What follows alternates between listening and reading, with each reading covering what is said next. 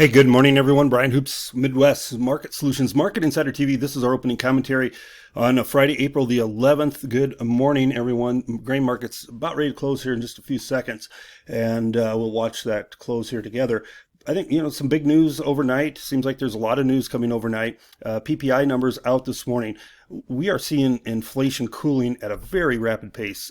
We were negative 0.4% in the month over month PPI. Expectations were for a rise of 0.2%. Our year to date PPI is only 2.7%. Expectations were 3.3. These are some really good economic numbers. The economy and the stock market are not the same things.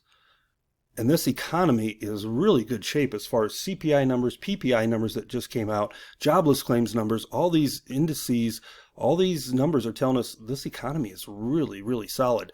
It's just the stock market and the fears about tariffs and what the perception will be for prices going forward. There's still concerns about inflation, although inflation is coming down. Energy prices are coming down. But that's what's driving the stock market. And again, those are two entirely different things. The US dollar is in pretty much a free fall. We're below the $100 mark. We're 119 lower overnight. When we see this lower dollar, it's a reflection of higher tariffs. And look at gold and look at silver just soaring higher in here. And that dollar stays weak. Commodities stay strong. Gold, silver, the grains all higher, 2.5 higher. Corn, beans up 2.5, but November up 6.25, and the wheat 10 to 12 higher after dropping yesterday. So it's a big recovery here. So let's talk about what's happening with some of the news items here. Stock market is recovering after these economic numbers. Why wouldn't it? And crude oil basically unchanged, two-sided trade overnight. So let's get into some things here. I'll be doing RFD TV this morning. I've been doing it all week. I'll be doing it next Monday and all next week at 8:15 Central Time. Hope you have a chance to tune in for that. Follow us on Twitter and visit our website, MidwestMarketSolutions.com. You can sign up for our newsletters, subscribe to our YouTube channel, Facebook page, everything there at our website, daily newsletters as well. All right, spring planting weather for the Midwest. It looks open with only limited shower activity.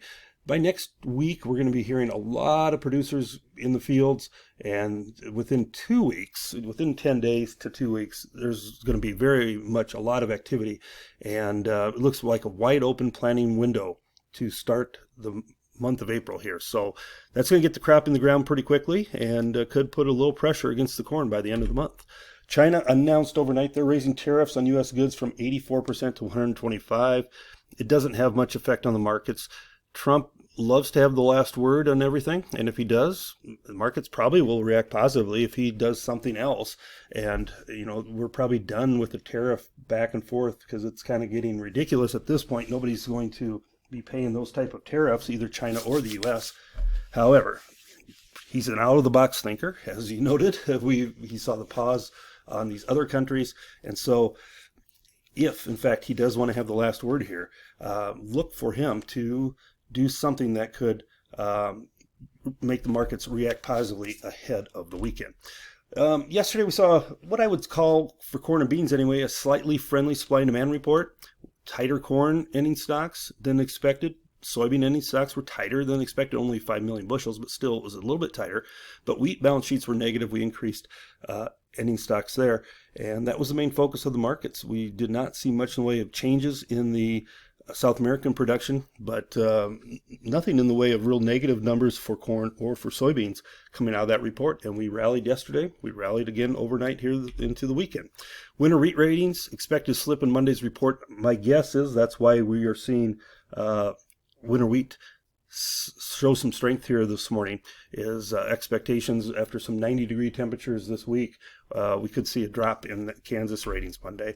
Don't forget, coming up this Sunday night and Monday morning, the new CME contract of hard red spring wheat begins trading. So if you have not heard, of course, there is the Minneapolis Grain Exchange, which has been bought out by the MIAX exchange. So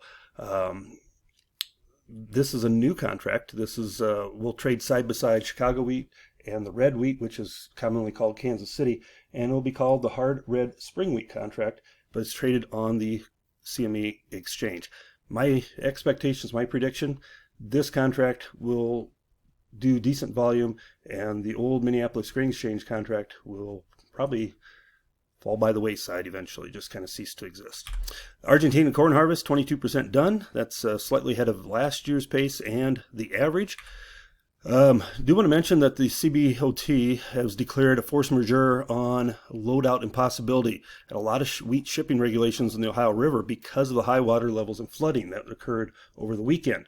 This means that we won't be able to ship any wheat out for exports. Probably won't have a major effect on the market, but it will slow down our export business, which has been relatively slow anyway. Here recently. And finally, we've seen just a handful of cash cattle trade this week at 204 in Texas. There's more bids out there at that 204 area. Asking prices 208 to 210. Bids are 328 in Nebraska on a dress basis. Well, you know, with the futures dropping yesterday, you would expect the Packers are going to try and buy cattle cheaper. Now, 204 is going to be down about $4 from last week's trade.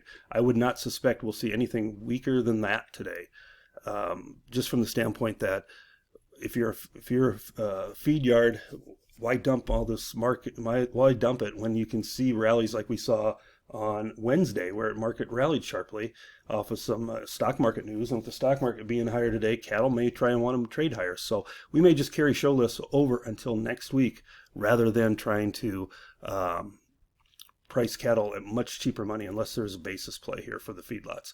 All right, I'm going to sign off, but I want to wish you a great day. Good luck, everyone. And as always, reach out to us. Be glad to talk some markets with you here. Any of our offices are available to talk and develop some strategies, get your account open. This has been Brian Hoops. Good luck and good trading.